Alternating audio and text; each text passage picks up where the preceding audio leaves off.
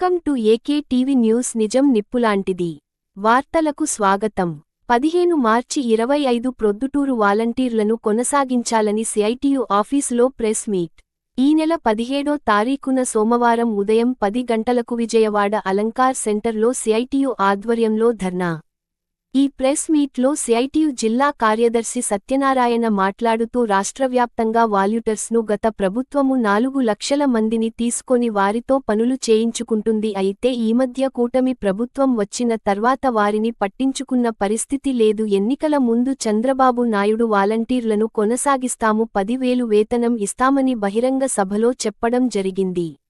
ఈ రోజుకు 9 నెలలు పూర్తయిన కూటమి ప్రభుత్వం అధికారంలోకి వచ్చి ఇంతవరకు పనిచేస్తున్న వాలంటీర్లకు 9 నెలల నుంచి వారికి వేతనాలు ఇవ్వలేదు. వెంటనే వారికి వేతనాలు ఇవ్వాలి, వారిని కొనసాగించాలని ఈ నెల 17వ తారీఖున సోమవారము విజయవాడ అలంకార్ సెంటర్లో ఉదయం 10 గంటలకు ధర్నా జరుగుతుంది. ఈ ధర్నాకు ప్రొద్దుటూరులోని వాలంటీర్లు అందరూ రావాలని, వాలంటీర్లను విధుల్లో కొనసాగించే వరకు, పాత బకాయిలు ఇచ్చే వరకు పెద్ద ఎత్తున ఆందోళన కార్యక్రమం జరుగుతుందని హెచ్చరించారు. ఏదైతే ఎన్నికల ముందు వాగ్దానం చేశారో 10,000 వేతనము 9 నెలల నుంచి ఇవ్వలేదు, వారికి వెంటనే ఇవ్వాలి, వారందరినీ విధుల్లో కొనసాగించాలి. ఈ ప్రెస్ మీట్లో డివైఎఫ్ఐ కార్యదర్శి విశ్వనాథ్, ఆటో యూనియన్ కార్యదర్శి శేఖర్, సిఐటియు నాయకులు శ్రీను లక్ష్మయ్య పాల్గొన్నారు. మరిన్ని వార్తల కోసం చూస్తూనే ఉండండి మీ ఏకే టీవీ న్యూస్. నిజం నిప్పులాంటిది.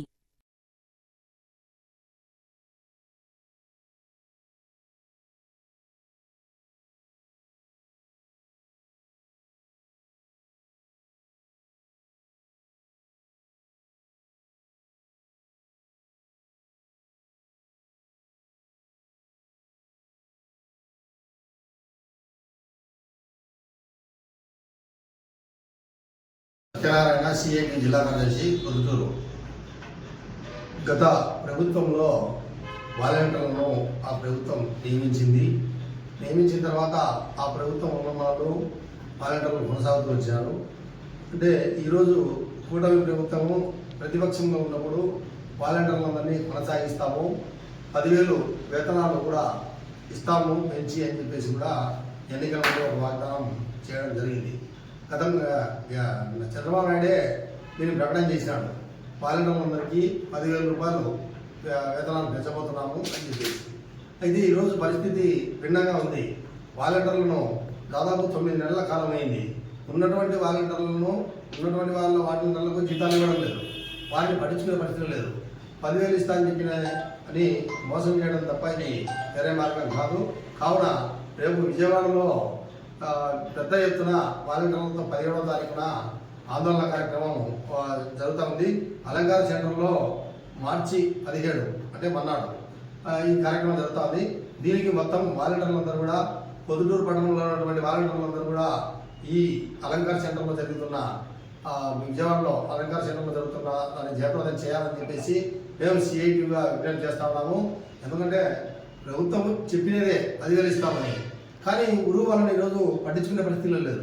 దాదాపు రాష్ట్రంలో 4 లక్షల మంది దాకా ఈ వాలంటీర్లందరూ కూడా ఉద్యోగాలు లేక ఏదో చిన్నదైనా కూడా కుటుంబం ఏదో పోషించుకోవచ్చు, వచ్చిన కాడికి వచ్చినాయని చెప్పేసి ఉద్దేశంతో వాళ్ళందరూ కూడా ఆ రోజు 4 లక్షల మంది దాకా రాష్ట్రంలో చేరడం జరిగింది.